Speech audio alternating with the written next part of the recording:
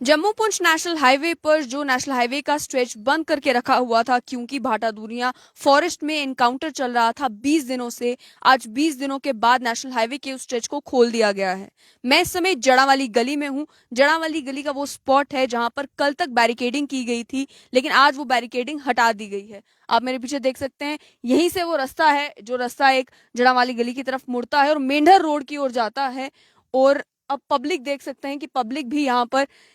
मौजूद है। आपको जरा मैं दिखा दूं कि ये वो स्पॉट है जहां कल तक बैरिकेडिंग की गई थी क्योंकि इस नेशनल हाईवे को बंद करके रखा गया था ताकि एनकाउंटर जिस एरिया में चल रहा था, बाटा दूरियों के जिन जंगलों में एनकाउंटर चल रहा था, वहां पर किस तरीके की दिक्कत ना आए। पीछे यहाँ पर बैरिकेडिंग की गई थी और पीछे से ही जो लोग जड़ावाली गली से मेंढर रोड से आ रहे थे सुरनकोट की तरफ, उन लोगों को बता दिया जाता था कि ये नेशनल हाईवे का स्ट्रेच जो है बंद है, आपको यहाँ से निकलना है। जो लोग जम्मू की ओर भी जा रहे होते थे उन्हें भी यहाँ से जाना अलाउड नहीं किया जाता था। लेकिन आज 20 दिनों के बाद भिम्बर गली जो कि दूसरी 20 किलोमीटर के बाद दूसरी तरफ स्ट्रेच है, भिम्बर गली से लेकर ये जड़ावाली गली तक का ये जो पूरा स्ट्रेच है ये लगभग 20 दिनों से बंद था। लेकिन आज 20 दिनों के बाद ये स्ट्रेच जो है इसे खोल दिया गया है और आप देख सकते हैं कि गाड़ियां अब इस पुंछ के नेशनल हाईवे से आ जा रही हैं। जो एसडीपीओ थे मेंढर के, उन्होंने एक बयान दिया था। उस बयान में कहा था कि फार्मर्स को भी अलाउ कर दिया गया है कि वो अपनी कोई एक्टिविटी इस एरिया में अगर करना चाहते हैं तो कर सकते हैं, लेकिन उन्हें भी ये कहा गया है कि अगर कोई सस्पिशियस मूवमेंट होती है तो वो पुलिस को इमीडिएटली इन्फॉर्म करें। लॉन्गेस्ट एंटी मिलिटेंसी ऑपरेशन पिछले दिनों पुंछ के इन भाटा दूरियां के जंगलों में चल रहा था, जिसके चलते पुंछ के इस हाईवे के स्ट्रेच को बंद रखा गया था। लेकिन अब फाइनली नेशनल हाईवे के स्ट्रेच को खोल दिया गया है। इस पर बात करने के लिए और ये समझने के लिए कि क्या अब एनकाउंटर का पूरा जो सिलसिला 20 दिनों से चल रहा था वो समाप्त हो चुका है और किस वजह से ये हाईवे को अब खोल दिया गया है, आमदोरफ्त के लिए मेरे साथ जुड़ चुके हैं जोरी से एक वरिष्ठ पत्रकार सुमित भार्गव जी। सुमित जी, सबसे पहले ये समझना चाहूंगी कि आपके अधिकारियों से बात हुई होगी, क्या बताया जा रहा है उस एनकाउंटर के बारे में जिसे चलते हुए 20 दिन हो चुके थे। देखिए, ये इनकाउंटर जो है ये जो शुरुआती काफी दिनों तक इनकाउंटर रहा, लेकिन उसके बाद क्योंकि पिछले 5 से 6 दिनों के दौरान यहाँ पे कोई फायरिंग नहीं हुई थी, तो इसे अब एंटी मिलिटेंसी ऑपरेशन का नाम दिया जा रहा था। तो पिछले 5-6 दिन से वहां कोई फ्रेश गन फायर नहीं था। काफी लार्ज स्केल पे कॉम्बिंग ऑपरेशंस किए गए, लेकिन कोई बड़ा ऐसा फुटप्रिंट मिलिटेंट्स का वही नहीं मिला। कुछ जगहों पर ऐसी हाइड्स मिली थी जहां मिलिटेंट्स का यूजेबल जो उनकी आइटम्स थी, जैसे कुछ ब्लैंकेट्स थे, ईटेबल्स थे, वो रिकवर हुए। उसके बाद कुछ आर्म्स एंड एम्यूनिशन भी रिकवर हुआ था, जिसमें एक के अंडरफोल्ड राइफल थी, उसके 29 बुलेट्स थे, 2 हैंड ग्रेनेड्स थे। तो इस तरह की चीजें रिकवर हुई जिन्होंने साफ इशारा किया और जिसको लेकर सिक्योरिटी फोर्सेस ने भी क्लेम किया कि यहाँ मिलिटेंट्स का प्रेजेंस था। लेकिन क्योंकि अब ये फॉरेस्ट पूरी तरह से सर्च किया जा चुका है और अभी हालांकि जो गवर्नमेंट ऑफिसर्स हैं सिक्योरिटी फोर्सेस के, उनसे जो मेरी बात हुई, उन्होंने साफ बताया कि हम अभी भी इस फॉरेस्ट को 100% क्लियर नहीं बता रहे। अभी भी हम कहीं ना कहीं ये चांस लेके चल रहे हैं कि यहाँ मिलिटेंट का प्रेजेंस हो सकता है। लेकिन क्योंकि फोर्सेस पे एक बहुत बड़ा प्रेशर था नेशनल हाईवे को रिस्टोर करने का, क्योंकि ये national highway Poonch district headquarter की ना सिर्फ एक मेन रोड कनेक्टिविटी है, बल्कि जो इसके अलावा जितनी भी अल्टरनेट रोड्स पुंछ की तरफ निकलती हैं, चाहे वो कृष्णा घाटी से होके जाती हो या मेंढर से हरनी वाला सड़क हो या फिर थन्ना मंडी वाला सड़क हो, वो सब सिंगल रेल रोड्स हैं जहां से बड़ी गाड़ियां नहीं जा पाती और इन सभी सड़कों की हालत बहुत खराब है। उस वजह से लोगों को जब ज्यादा डिस्टेंस ट्रेवल करना पड़ रहा था तो उससे दिक्कत ये आ रही थी कि जितनी भी एसेंशियल मूवमेंट थी, चाहे वो एम्बुलेंसेज की हो, मेडिकल सप्लाईज की हो, वो ज्यादा टाइम ले रही थी। और जो आपने रास्ते में खुद ही देख लिया होगा, राजौरी से बिम्बर गली के बीच जो बड़े ट्रक्स हैं, मल्टी टायर ट्रक, चाहे वो 10 टायर ट्रक्स हो, 14 टायर ट्रक्स हो, वो सब रास्ते में ही रुके हुए हैं। तो फोर्सेस पे एक बहुत बड़ा प्रेशर था हाईवे को रिस्टोर करने का। तो कल शाम को फाइनली एक सिक्योरिटी ग्रुप की मीटिंग में ये डिसीजन लिया गया कि अब हाईवे को प्रोटेक्शन दे के जो सिविल व्हीकल्स हैं उन्हें सेफ पैसेज प्रोवाइड किया जाएगा, ताकि जो अभी थोड़ा बहुत चांस हो सकता है मिलिटेंट्स के प्रेजेंस का, उसे वो सिक्योरिटी फोर्स अपने तौर पे कॉम्बिंग ऑपरेशन करेंगी उसको लेकर, लेकिन कम से कम हाईवे जो है उस पे व्हीकल ट्रैफिक जो है वो रिस्टोर की जा सके। कॉर्डन अभी भी है या कॉर्डन को कॉल ऑफ कर दिया गया है? देखिए एक जो पहले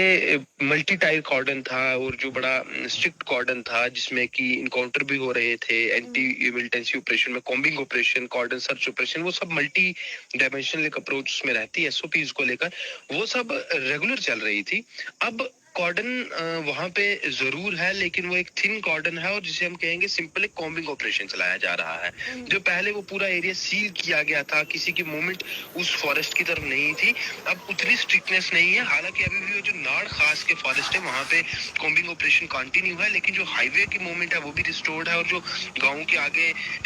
पाटादुनिया का गाँव आ गया, ऊपर संजियोट का गाँव आ गया और नाड़ खास में जो कुछ लोग हैं उन्हें अपनी नॉर्मल लाइफ जो है वो कंटिन्यू करने की परमिशन है। लेकिन वो जो फॉरेस्ट एरिया है, जो डेंस फॉरेस्ट है, वहां अभी भी फोर्सेस का प्रेजेंस है।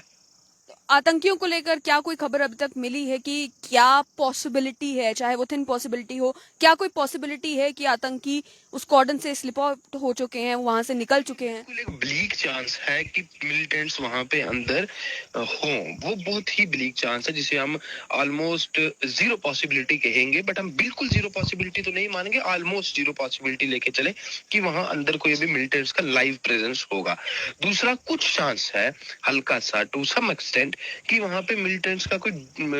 बॉडी जो है, एक या मल्टीपल बॉडी जो है वो अंदर हो सकती है, क्योंकि घना जंगल है।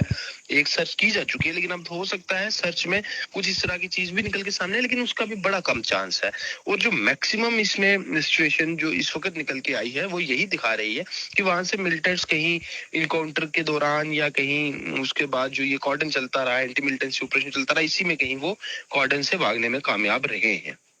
पॉसिबिलिटी है इस बात की? ज्यादा पॉसिबिलिटी इसी की है कि वहां पे मिलिटेंट्स का प्रेजेंस अब नहीं है और उन्होंने कहीं सेफ एस्केप लिया है। सिर्फ एस्केप किया, तो क्या मानेंगे कि ये कितनी बड़ी हार है कि नौजवानों की शहादत के बाद अभी भी आतंकी जो हैं वो पकड़े नहीं गए हैं, लेकिन आम लोगों के लिए सहूलियत की बात यह है कि नेशनल हाईवे कम से कम अब खुल चुका है? देखिए अगर आप सिक्योरिटी फोर्सेस के एंगल से देखें, जो मेरी कुछ पुलिस और आर्मी के ऑफिसर से बात हुई, उनका साफ कहना था कि हमारी कैजुअलिटी होना, मिलिटेंट्स का वहां भागना, ये पार्ट एंड पार्सल है हमारे इस पूरे सिचुएशन का। इनका ये साफ कहना था कि कश्मीर वैली में भी इस तरह की सिचुएशन आए दिन देखी जाती हैं कि इनकाउंटर्स होते हैं, फोर्सेस को कैजुअलिटीज उठानी पड़ती है और फिर मिलिटेंट्स भाग जाते हैं। लेकिन फिर भी वो ये जरूर मान रहे हैं कि इस सिचुएशन में लेकर 3 नए कंटेस्ट हैं जो कि सिक्योरिटी कंसर्न लेकर चल रहे हैं सभी। एक के चोरी पुंछ जो कि जीरो मिलिटेंसी फिगर आउट किया जा रहा था, वहां पे इस तरह से अचानक मिलिटेंसी का बढ़ जाना। दूसरा मिलिटेंसी का बढ़ना और फिर मिलिटेंट्स की तरफ से इतनी बड़े नंबर पे कैजुअलिटीज कर जाना। और तीसरा मिलिटेंट्स की कैजुअलिटी करने के बाद उनका सेफ एस्केप ले लेना। ये एक बड़ा सिक्योरिटी कंसर्न लेकर सामने आ रही है सिक्योरिटी फोर्स। और यकीनन हम इसे हार नहीं कहेंगे, बट कहीं ना कहीं सिक्योरिटी फोर्सेस को अब लार्जर कंटेक्स्ट में अगर हम देखा जाए तो उन्हें बड़ी प्रॉब्लम जो है, और एक हम कहेंगे डिमोरलाइजेशन का कंटेक्स्ट बीच में हम जोड़ सकते हैं। या सबसे अहम चीज कि कहीं ना कहीं इतना लंबा ऑपरेशन करने के बाद और इतनी कैजुअलिटीज उठाने के बाद भी आपके हाथ में मिलिटेंट्स का कोई भी जो है वो नंबर नहीं है, तो कहीं ना कहीं सिक्योरिटी फोर्सेस के लिए एक अनफॉर्चुनेट पार्ट है, जिसको लेकर अब हमें ये भी पता चला है कि पूरे रजौरी पुंछ में सिक्योरिटी अरेंजमेंट्स को हाई प्रोफाइल रखा गया है, क्योंकि उनके मुताबिक मिलिटेंट्स ने चाहे यहाँ से सेफ एस्केप लिया है लेकिन वो अभी भी रजौरी और पुंछ के ही किसी एरिया में छिपे हुए हैं, तो और उन्हें जल्दी से जल्दी ट्रैक करने की कोशिश चल रही है। जैसे कि आपने कहा कि इस समय पूरा एरिया जो है वो हाई अलर्ट पर है, साथ ही में जिन पूर्व डीजीपी से हमारी बात हुई थी उनका ये कहना था कि रजौरी पुंछ के वो इलाके हैं जहां आतंकियों को लॉजिस्टिकल सपोर्ट नहीं मिलती है, तो क्या उसे एक पॉजिटिव चीज मानी जा सकती है कि जल्द से जल्द इन आतंकियों को पकड़ा जाएगा, क्योंकि ये एरियाज वो हैं जिन एरियाज में अक्सर जो आतंकी हैं उन्हें लॉजिस्टिकल सपोर्ट मिलना आसान बात नहीं है? बिल्कुल, ये एक पॉजिटिव कंसर्न है यहाँ का कि यहाँ उन्हें आसानी से वॉलंटरी लॉजिस्टिक सपोर्ट नहीं मिलती है, तो इसलिए उन्हें ट्रैक करना इजी रहता है। जी बहुत बहुत शुक्रिया सुमित जी हमारे साथ जुड़ने के लिए। इस समय मैं जिस नेशनल हाईवे के स्ट्रेच पर हूँ, ये नेशनल हाईवे का स्ट्रेच इंपॉर्टेंट इसलिए भी है क्योंकि जब रजौरी से आप पुंछ की ओर आते हैं तो पुंछ की ओर आते समय आपको अगर ये रास्ता नहीं पकड़ना है तो बाकी जितने भी ऑल्टरनेट रोड्स हैं उन सभी ऑल्टरनेट रोड्स की हालत बहुत खराब है। चाहे आप मेंढर का रास्ता पकड़ें, मेंढर से जैसे कि बताया कि मेंढर से जड़ा वाली गली के रास्ते पर अगर आप आएँ, या फिर मेंढर से कृष्णा घाटी के रास्ते पर अगर आप जाएं, या अन्य किसी रास्ते से भी डेरा की गली से भी अगर आप आते हैं, तो आपको सड़कें एक तो सिंगल लेन मिलती है और ऊपर से उन सड़कों की हालत भी वैसी नहीं है जहां से जितने संख्या में गाड़ियां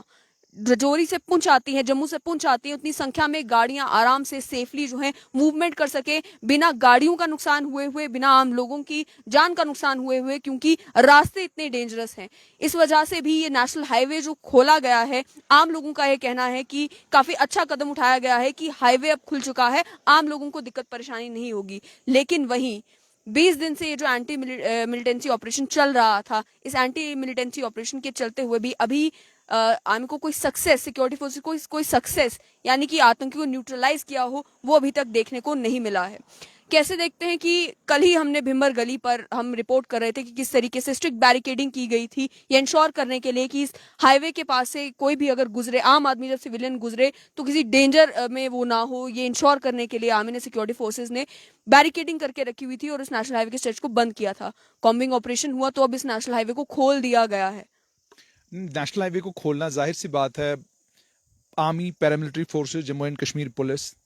तीनों इस चीज को ध्यान में रखते हैं मतलब कॉन्टिन्यूसली कि आम आदमी को, आम सिविलियन जो हमारा साथी है, जो आतंकवाद के खिलाफ हमारा मददगार है, जो हमारे साथ खड़ा है, जो हमारे साथ चल रहा है, उसको दिक्कत परेशानी ज्यादा नहीं होनी चाहिए। उस दिक्कत और परेशानी को ध्यान में रखते हुए जाहिर सी बात है आर्मी ने अपनी तैयारियां पूरी की हुई थी, पैरामिलिट्री फोर्सेस ने अपनी तैयारियां पूरी की हुई थी, जम्मू कश्मीर पुलिस ने तैयारियां पूरी की हुई थी। लेकिन इस तरह के जंगल, जैसे हम कल जब आए हैं तो हम जड़ा वाली गली से आए, तो हमने वहां पर भी देखा कि स्ट्रेच बहुत डेंजरस है, जंगल बहुत घना है। इस घने जंगल के अंदर आतंकी आ जाते हैं। उन आतंकियों के इस घने जंगल में आने के बाद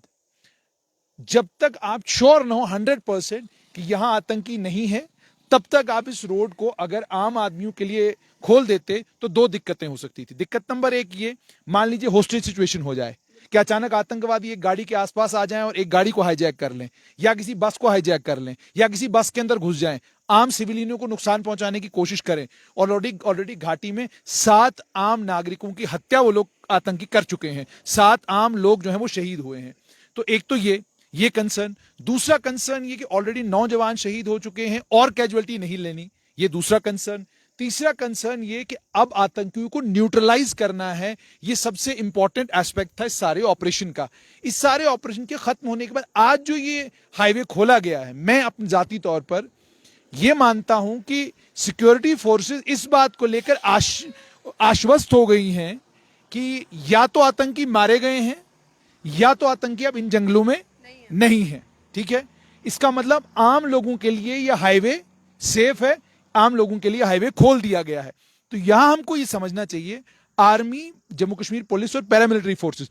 उनकी प्राथमिकता थी इस हाईवे को सेफ करना, इस हाईवे के ऊपर जो आम लोगों की मूवमेंट है उस मूवमेंट को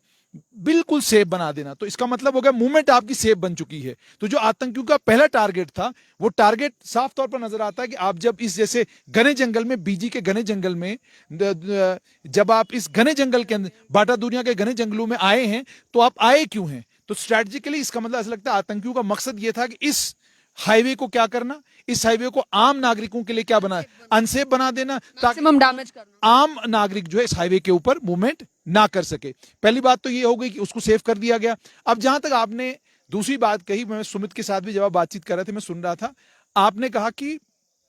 क्या ये फौज के लिए एक, उन्होंने भी कहा डिमोरलाइज करेगा फौज को, नहीं करेगा डिमोरलाइज फौज को। क्यों नहीं करेगा? फौज जितनी कोशिश कर सकती थी आतंकियों को न्यूट्रलाइज करने की, फौज ने पूरी कोशिश की,